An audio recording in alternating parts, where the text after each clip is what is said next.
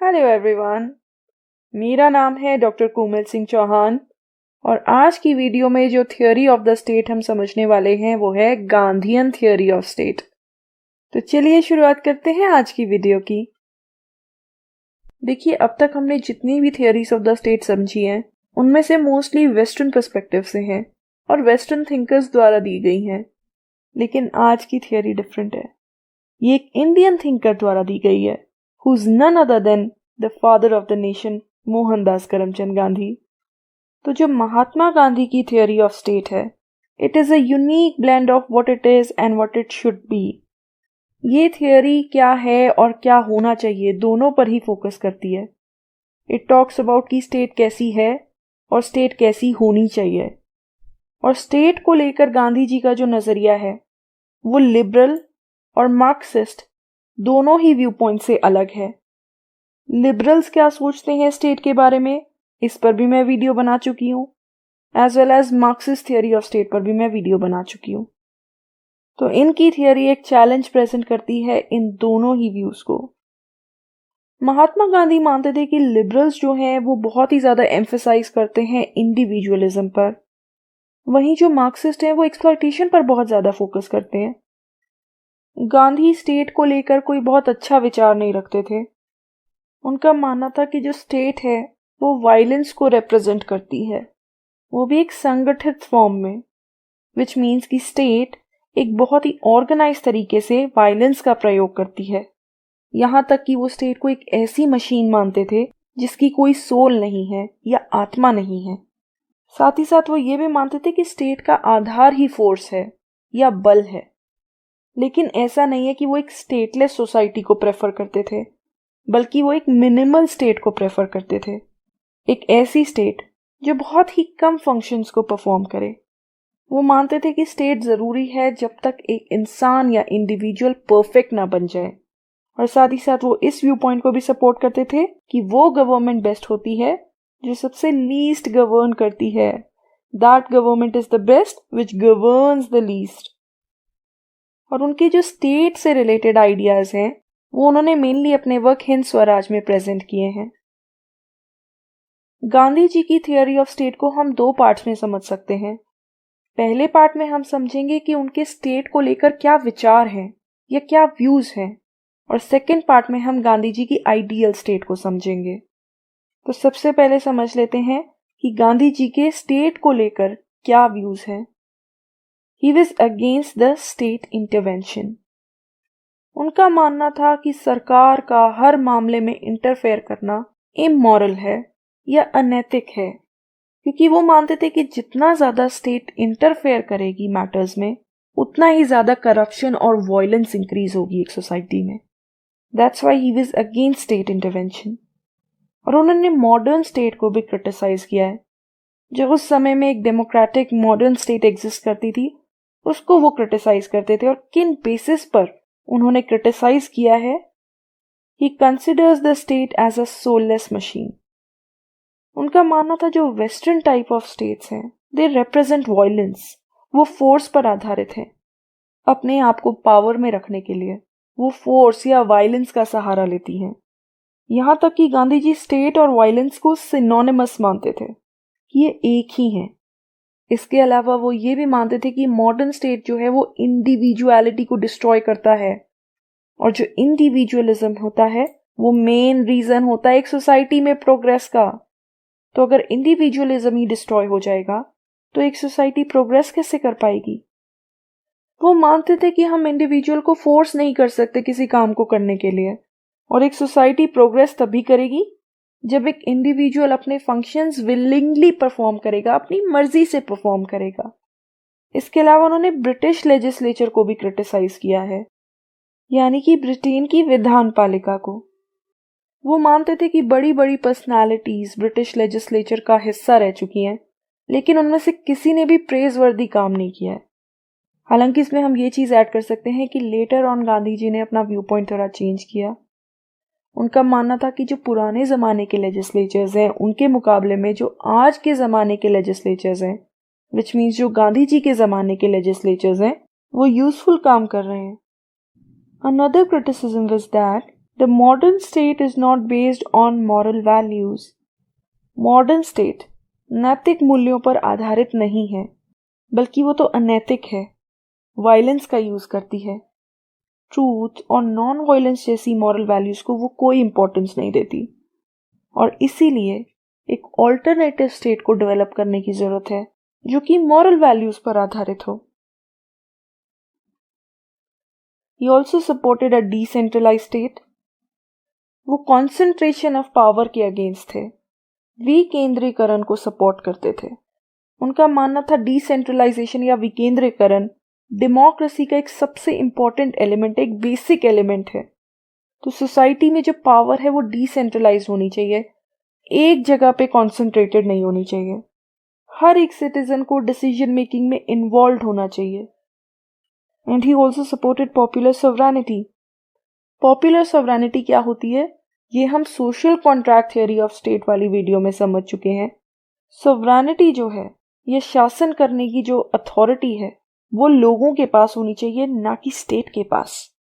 हर एक सिटीजन के पास decision making का अधिकार होना चाहिए, क्योंकि अगर स्टेट के पास सोवरेनिटी होगी तो वो इसका मिसयूज करेगा। It would lead to violence. जब सोवरेनिटी स्टेट के पास आ जाती है तो वो इंडिविजुअल की लिबर्टी को खत्म कर देती है। So he was against residing the sovereignty with the state. Also वो मानते थे कि एक जो प्रॉपर स्टेट है वो मोरालिटी और नॉन वायलेंस पर बेस्ड होनी चाहिए, जिसमें इंडिविजुअल जो है वो बेसिक यूनिट हो। इंडिविजुअल आधार होना चाहिए स्टेट का, और स्टेट ट्रूथ और नॉन वायलेंस जैसी वैल्यूज को फॉलो करे, लिबर्टी, इक्वालिटी और जस्टिस पर आधारित हो, और वायलेंस का प्रयोग ना करे एक्सेप्ट फॉर सम कंडीशंस, जैसे कि अगर वॉर हो जाए तब स्टेट वायलेंस का प्रयोग कर सकती है। डेमोक्रेसी के बारे में भी उन्होंने अपने विचार रखे। इंडिया के पर्सपेक्टिव में वो कहते थे कि एक प्रॉपर डेमोक्रेसी तभी इस्टेब्लिश हो पाएगी जब हम स्वराज अचीव कर लेंगे, जब हम अंग्रेजों के रूल से फ्री हो जाएंगे, हमारा सेल्फ रूल होगा, हम सेल्फ रिलायंट बन जाएंगे, आत्मनिर्भर बन जाएंगे। And also a true democratic state must be based on truth and non-violence. तो इस प्रकार से गांधी जी ने स्टेट के बारे में अपने कुछ विचार रखे हैं, और इन्हीं विचारों के बेसिस पर उन्होंने आइडियल स्टेट के कॉन्सेप्ट को प्रेजेंट किया है। गांधी जी की थियोरी ऑफ स्टेट को अगर हमें समझना है तो उसको समझने का बेस्ट तरीका है उनके आइडियल स्टेट के कॉन्सेप्ट को समझना। तो उनकी आइडियल स्टेट का सबसे इंपॉर्टेंट एस्पेक्ट है स्वराज, जो कि उन्होंने एक मॉडल पेश किया था इंडिपेंडेंट इंडिया का, और यही है उनकी आइडियल स्टेट, जिसको राम राज्य भी कहा जाता है, क्योंकि ये एक ऐसी स्टेट होगी जिसमें जस्टिस होगा, इक्वालिटी होगी, हैप्पीनेस होगी, लोग एक मॉरल और स्पिरिचुअल लाइफ जिएंगे, किसी भी प्रकार का कोई डिस्क्रिमिनेशन नहीं होगा, गरीब हो या अमीर सबको इक्वली ट्रीट किया जाएगा। राम राज्य से कई बार ऐसा भी सोच लिया जाता है that it is about a particular religion, but ऐसा नहीं है, बल्कि राम राज्य का मतलब है एक ऐसी आइडियल सोसाइटी जहां पर फ्रीडम ऑफ वर्शिप है, फ्रीडम ऑफ स्पीच है, फ्रीडम ऑफ प्रेस है। ये होता है राम राज्य। तो गांधी जी की आइडियल स्टेट को राम राज्य भी बोला जाता है, बिसाइड्स स्वराज। देखो, स्वराज तो एक मॉडल था इंडिपेंडेंट इंडिया का जो गांधी जी ने पेश किया, और राम राज्य क्या था? राम राज्य गांधी जी की एक आइडियल सोसाइटी थी। नाउ लेट्स अंडरस्टैंड कि स्वराज है क्या, या मॉडल ऑफ इंडिपेंडेंट इंडिया है क्या। It is based on self rule, which is obvious. Swaraj जो शब्द है ये वेदास से लिया गया है, और इसका मतलब होता है सेल्फ रूल या सेल्फ कंट्रोल, विच मीन्स स्वशासन और आत्मनियंत्रण। साथ ही साथ वो यहाँ ये भी बताते हैं कि स्वराज का मतलब इंडिपेंडेंस नहीं है, क्योंकि इंडिपेंडेंस का मतलब तो होता है एक फ्रीडम विदाउट रिस्ट्रेंट्स, एक ऐसी फ्रीडम जिस पर कोई नियंत्रण नहीं है, बल्कि स्वराज का मतलब तो है सेल्फ कंट्रोल, एक इंसान कैसे खुद का नियंत्रण करता है। तो गांधी जी ने आइडियल स्टेट और स्वराज से रिलेटेड अपने जितने भी आइडियाज हैं वो मोस्टली हिंद स्वराज में दिए हैं। और उनके कुछ आइडियाज हमें यंग इंडिया और हरिजन में भी देखने को मिलते हैं। यहाँ पर ध्यान में रखने वाली बात एक है कि स्वराज शब्द को गांधी जी ने 2 डिफरेंट कॉन्टेक्स्ट में यूज किया है। पहला है पॉलिटिकल कॉन्टेक्स्ट और दूसरा है इंडिविजुअल कॉन्टेक्स्ट। पॉलिटिकल कॉन्टेक्स्ट में स्वराज का मतलब होता है सेल्फ गवर्नमेंट, खुद की government, which is free from any outside rule.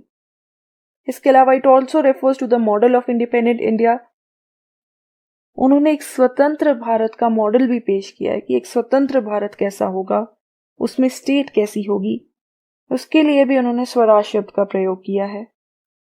साथ ही साथ इंडिविजुअल कॉन्टेक्स्ट में इसका मतलब है political and economic freedom of the individual, कि इंडिविजुअल के पास पॉलिटिकल फ्रीडम होनी चाहिए, साथ ही साथ उसके पास इकोनॉमिक फ्रीडम भी होनी चाहिए, उसको डिसीजन मेकिंग में पार्टिसिपेट करने की आज़ादी होनी चाहिए, अपना ऑक्यूपेशन चूज करने की आज़ादी होनी चाहिए।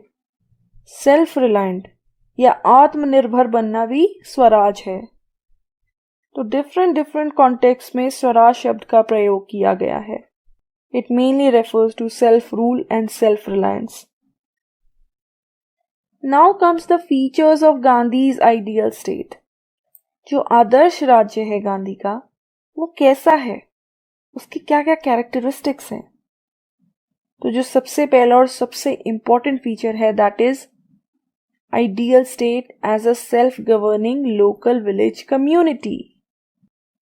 गांधी जी की जो आइडियल स्टेट है वो थोड़ी डिफरेंट है। उनकी आइडियल स्टेट बनती है self governing local village community से, विच मीन्स कि हर एक विलेज की, हर एक गांव की अपनी एक कम्युनिटी होगी जो कि सेल्फ गवर्निंग होगी, अपने आप को खुद चलाएगी, अपने आप को खुद से गवर्न करेगी, और वो कम्युनिटी अपने आप में एक रिपब्लिक होगी। गांव में रहने वाला हर एक नागरिक डिसीजन मेकिंग में पार्टिसिपेट करेगा, और ये एक नॉन वायलेंट स्टेट होगी, नॉन वायलेंस पर आधारित होगी। इसी कॉन्सेप्ट को गांधी जी ने कहा है ग्राम स्वराज। ग्राम स्वराज क्या है? Self governing village communities. ग्राम का मतलब भी विलेज ही होता है और स्वराज का मतलब होता है सेल्फ रूल। तो विलेजेस का सेल्फ रूल, तो उनकी आइडियल स्टेट में ग्राम स्वराज होगा। और ये विलेज कम्युनिटीज मैनेज कैसे की जाएंगी? Through the panchayats. पंचायत तो आज के जमाने में भी एग्जिस्ट करती हैं, तो आप समझ सकते हैं कि कैसे ये पंचायत जो है वो फंक्शन करेंगी। लेकिन जो गांधी जी की पंचायत है वो कैसी होंगी? पंचायत के पास अपनी लेजिस्लेटिव, एग्जीक्यूटिव और जुडिशियल पावर्स भी होंगी। वो लॉज बना सकेंगे, लॉज को इम्प्लीमेंट कर सकेंगे, लॉज को एडजुडिकेट कर सकेंगे। इन पंचायत को हर साल इलेक्ट किया जाएगा गांव के ही लोगों द्वारा। तो इस प्रकार एक डिसेंट्रलाइज सोसाइटी होगी जो कि ग्रास रूट से स्टार्ट होगी, विलेज लेवल से स्टार्ट होगी। काफी सारे विलेजेस मिलकर एक तालुका फॉर्म करेंगे, काफी सारे तालुकाज मिलकर एक डिस्ट्रिक्ट फॉर्म करेंगे, और डिफरेंट डिस्ट्रिक्ट्स मिलकर एक प्रोविंस फॉर्म करेंगी।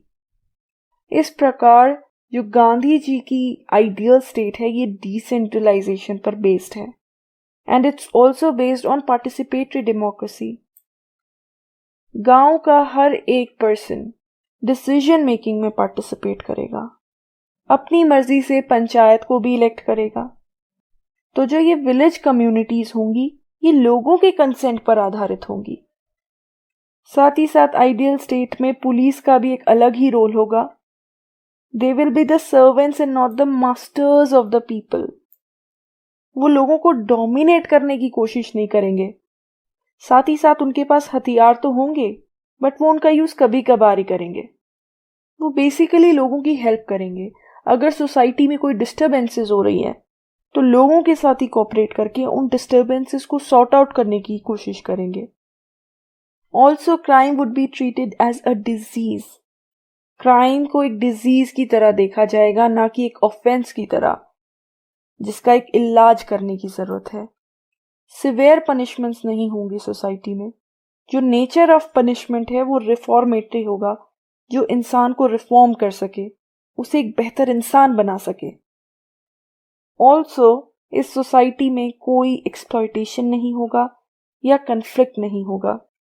जैसे मार्क्सिस्ट सोसाइटी में एक्सप्लॉयटेशंस चलती हैं between the haves and the have nots, वो यहाँ नहीं होंगी। अगर कोई कॉन्फ्लिक्ट होता भी है तो उसे बातचीत के थ्रू सॉल्व करने का प्रयास किया जाएगा, और अगर वो फेल हो जाता है तो पैसिव रेजिस्टेंस की सहायता ली जाएगी।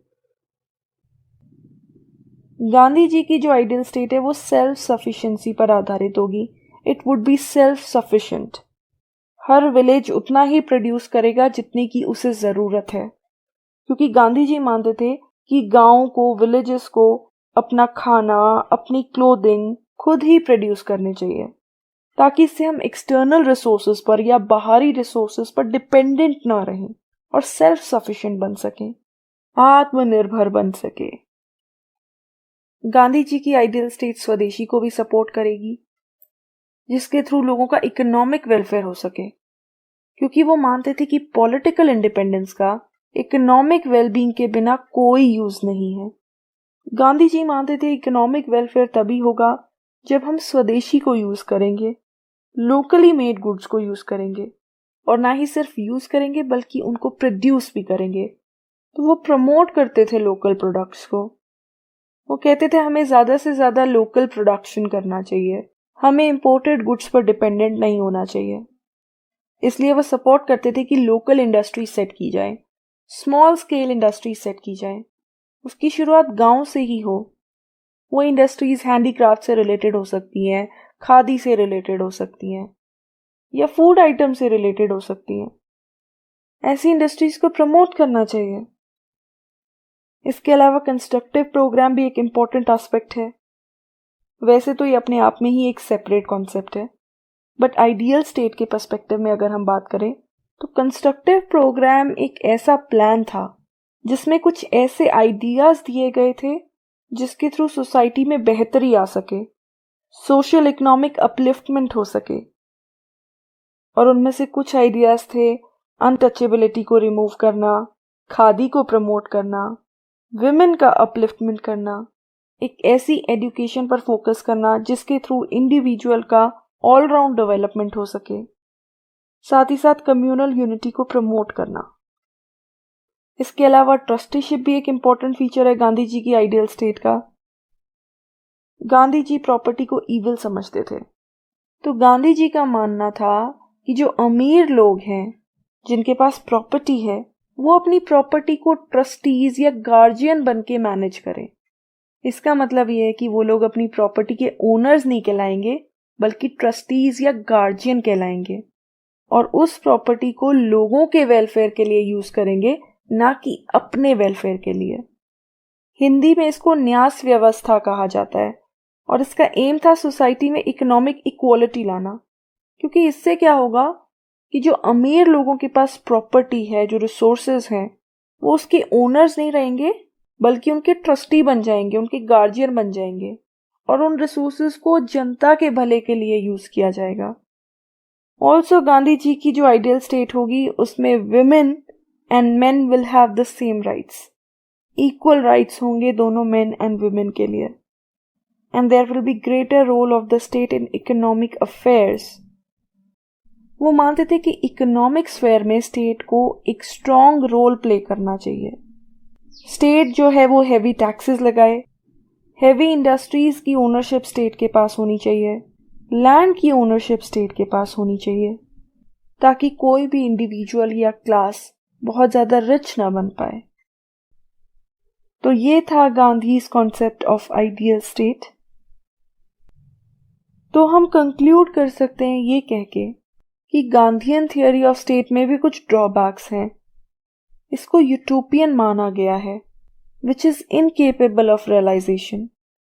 सेल्फ सफिशिएंट विलेजेस का जो कॉन्सेप्ट है उसको रियलिटी में इम्प्लीमेंट कर पाना बहुत मुश्किल है, considering the big size of the country. वो मानते हैं उनकी आइडियल स्टेट में कोई एक्सप्लॉयटेशन नहीं होगा, कॉन्फ्लिक्ट्स नहीं होंगे, लेकिन ज़रूरी नहीं है ना कि ऐसा हो। या उनका जो ट्रस्टीशिप का कॉन्सेप्ट है, ये सब बहुत ही यूटोपियन कॉन्सेप्ट्स हैं, बहुत ही आदर्शवादी से ख्याल हैं, क्योंकि ये रियलिस्टिक नहीं लगते हैं। ऑल्सो कुछ जगह पे ये जो थियोरी है ये सेल्फ कॉन्ट्राडिक्टरी हो जाती है।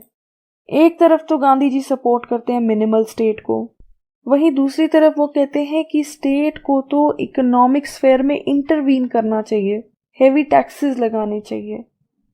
लेकिन इसकी एडवांटेजेस भी हैं। इसके थ्रू एक ऑल्टरनेटिव थियोरी ऑफ स्टेट पेश की गई है जो कि दोनों लिबरल और मार्क्सिस्ट ट्रेडिशन को चैलेंज करती है, एक नया आउटलुक प्रेजेंट करती है जो कि डिसेंट्रलाइजेशन पर आधारित है, जो मॉरल पॉलिटिक्स पर स्ट्रेस करती हो, मॉरलिटी की बात करती हो, मॉरल वैल्यूज को पॉलिटिक्स में अप्लाई करने की बात करती हो, एक ऐसी स्टेट को सपोर्ट करती हो जो कि नॉन वायलेंस और ट्रूथ के बेसिस पर फॉर्म करी गई है। साथ ही एक थर्ड वर्ल्ड पर्सपेक्टिव प्रेजेंट करती है। जैसा कि मैंने स्टार्टिंग में बताया था कि मोस्टली थियोरीज जो हैं वो वेस्टर्न पर्सपेक्टिव से हैं, लेकिन ये थियोरी जो है ये थर्ड वर्ल्ड पर्सपेक्टिव से है, जो कि इसका एक प्लस पॉइंट है। ऑल्सो ये डिसेंट्रलाइजेशन को इम्पोर्टेंस देती है, विलेजेस को कॉन्स्टिट्यूटिंग यूनिट मानती है एक स्टेट का। और जब 73rd अमेंडमेंट आई जिसके थ्रू इंडिया में पंचायती राज इंस्टीट्यूशंस आए, तो उस समय से ये थियोरी प्रैक्टिकल भी बन गई। तो ये थी हमारी Gandhian theory of state. I hope कि ये टॉपिक आपको समझ में आया होगा। तो आज की वीडियो में इतना ही। अगर आपको मेरी वीडियो पसंद आई हो तो प्लीज़ इसे लाइक कीजिएगा, अपने दोस्तों और फैमिली रिलेटिव से शेयर कीजिएगा और मेरे चैनल को सब्सक्राइब कीजिएगा। Thank you so much. आपका दिन शुभ हो।